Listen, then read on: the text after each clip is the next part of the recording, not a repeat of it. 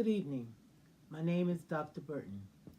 I would like to talk to you about the silence between women. This is going to be a series of short stories that I've written to explain some things that happen to women and also men, but I'm focusing on women at this time. Now, in the beginning, we as women are introduced as a special little girl. No one really prepares us for what that really means when we bear these realizations that we are born with. In these short stories, I will touch on some things that are pleasant and painful truths that our mothers never told us or kept secret. They wanted to spare us. But this caused misunderstandings.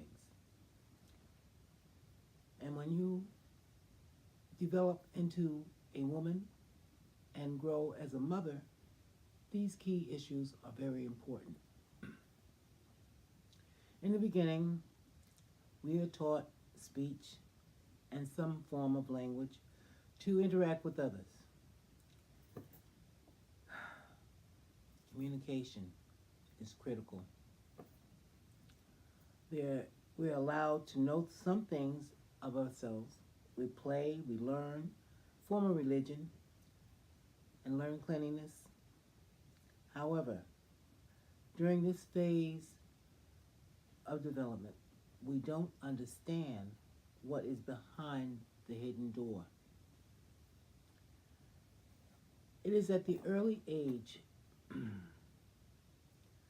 that a girl starts to want to become closer to an individual or what is perceived as love,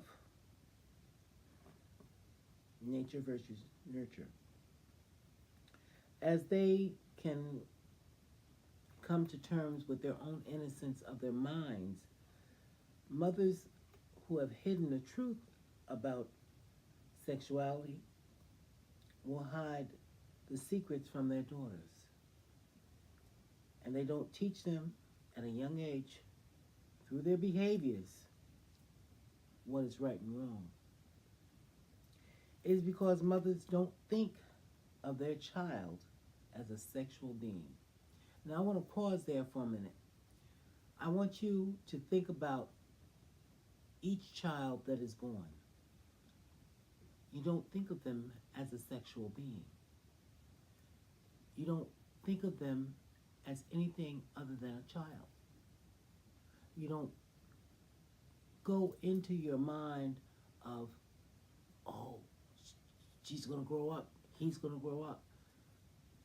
At that point, when that child is born, the sexuality of that child is already defined.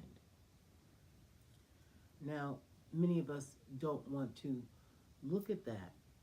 They just want to cradle and comfort the baby, the infant. Lo and behold, because we don't see that child for a moment as a sexual being, we open the door for many, many problems. Now, when a child develops later on in life, you then begin to look at that child in different ways. But understand that by omitting the fact, even in the back of your mind, that that child is a sexual being, not talking anything about having sex or intimacy, but a sexual being in itself.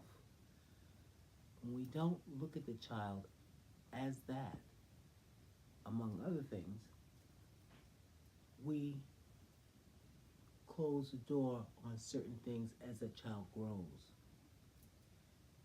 And by closing the door on certain things of life, because we may feel that child is too young, we don't want to impress the wrong thing on that child, or as a child matures And we say in stages, I'll let them know. But you, as a parent, has to be aware. And you don't. Most people don't. They don't think of it that way. The secret behind this is what happens to a child, even infants, molestation, incest, need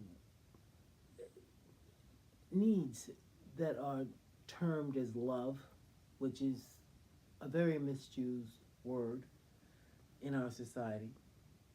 Low self-esteem, as the old song goes, looking for love in all the wrong places. This is what happens when a child starts to grow, mature, develop, and is not given the information. The first one to give the information automatically or perceived is the mother. Now, in some cases, the mother is not present, but there is a significant other that is there. But there is some female along the way that is or has imprinted on that child. And in the early stages of life, we wind up producing what I term as the wounded woman.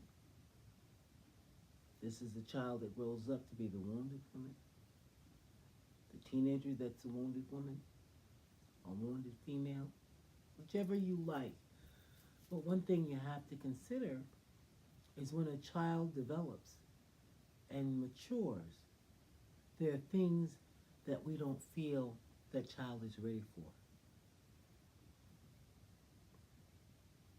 You make the decision. I know this. But by holding back, by holding those secrets, it's not healthy. Not healthy for anyone. Now, this is going to be a series, and I hope that you come back to my channel and you understand that I'm going to go into some detail, descriptive detail. Some stories you may like, you may understand, you may identify with, or you may say, oh, well, I wouldn't do that. But you never know what you'll do, or what somebody else has done, or what has been done to you. Young mothers who have no knowledge of child rearing are subject in many ways by many different things. They leave the child, I'm going out to party.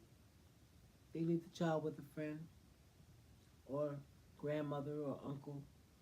You never know what's going to happen. That child is imprinted on by every person that comes in contact. And you have to decide whether or not that person is good or bad for your child.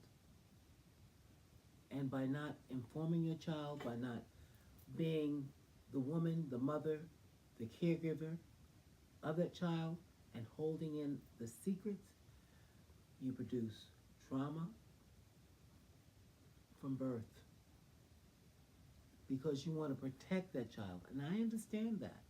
I don't want the child to be aware of all the things that go on. You don't have to. You have to be conscientious enough to understand that we, as mothers, keep secrets, and those secrets are passed on. And that's what destroys a family and creates unattractive females, women, mothers, who do harm, not purposely, and some purposely,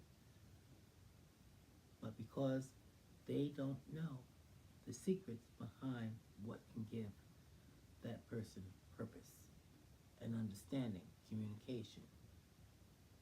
Be aware. We all do it. And it's time that it has to stop.